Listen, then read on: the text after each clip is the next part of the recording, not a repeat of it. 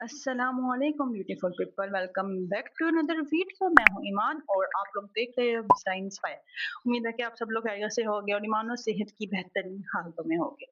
आज मैं जिस किताब का रिव्यू करने वाली हूँ उसका नाम है हरीम इश्क, जिसको लिखा है सईता गजल ने। ये किताब मैंने खरीदी थी लाहौर बुक फेयर से, जो कि मुझे पड़ी थी 350 रुपए की, बट इसकी असल कीमत है 700 रुपए। अनमुल अरफान पब्लिशर ने इसको पब्लिश किया है। और जो ये राइटर हैं, ये डाइजेस्ट राइटर हैं जो कि लिख चुकी हैं काफ़ी ज़्यादा डाइजेस्टों में।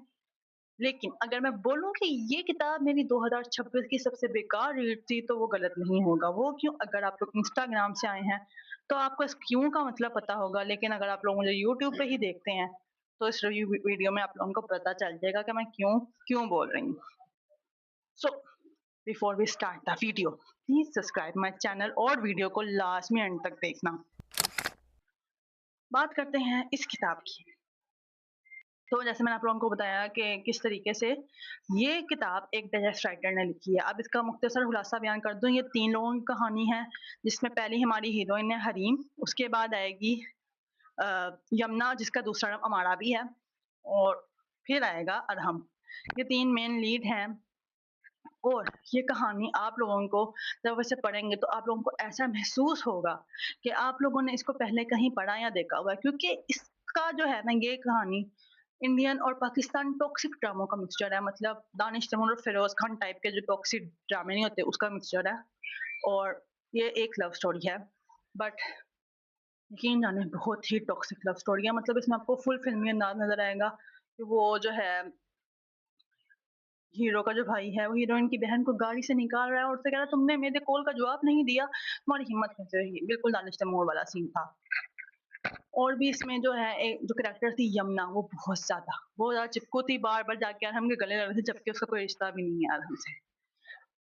इसमें जो है 2 कैरेक्टर जो हैं अरहम और यमुना, ये जो थे, इनका ये दिखाया गया है कि एक हादसे की वजह से जो होता है, अरहम दिमागी तौर पे जो है वो डिप्रेशन में चला जाता है, क्योंकि उसका गलती ये हुई होती है कि उससे यमुना के भाई का जो है एक्सीडेंट होता है यमुना के भाई के साथ, और यमुना का भाई मर जाता है, ठीक है? और यमुना जो है अरहम से शदीद नफ़रत करती है और किसी तरीके से अटैक आते रहते हैं, और पता नहीं कैसे उसको एक दिमागी मसला बहुत संगीन होता है, लेकिन पता नहीं कैसे वो ठीक हो जाती है और अरहम के साथ दोबारा अटैच होने लगती है। वो भी तब जब अरहम हरीम में इंटरेस्टेड हो जाता है।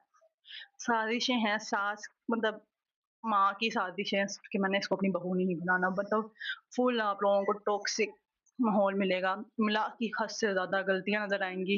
कुछ ऐसे सीन था जिनका कोई तुक ही नहीं होगा, और लास्ट पे ऐसा फ़ील होगा कि कहानी बहुत जल्दी ख़त्म करने की कोशिश की गई है, क्योंकि एकदम से ये लोग 6 साल आगे चले जाएँगे और उन 6 सालों में क्या हुआ, वो सब सिर्फ़ एक सीन में अरहम हरीम को उसके निकाह वाले दिन बताता हुआ नज़र आएगा।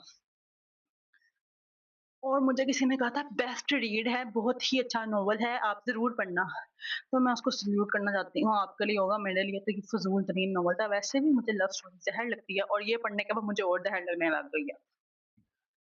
तो मैंने मुख्तसर करके आपको पूरा रिव्यू दे दिया, क्योंकि मुझे पता है ज़्यादा लंबा रिव्यू तुम लोग नहीं सुनते। तो आज के लिए बस इतना ही था। उम्मीद है कि तुम लोगों को ये रिव्यू अच्छा लगा होगा। बहुत जल्द मिलती हूँ न्यू रिव्यू वीडियो के साथ, न्यू किताब की। तो तब तक के लिए अल्लाह हाफ़िज़, मुझे दुआओं में याद रखें और अपना ख्याल रखें।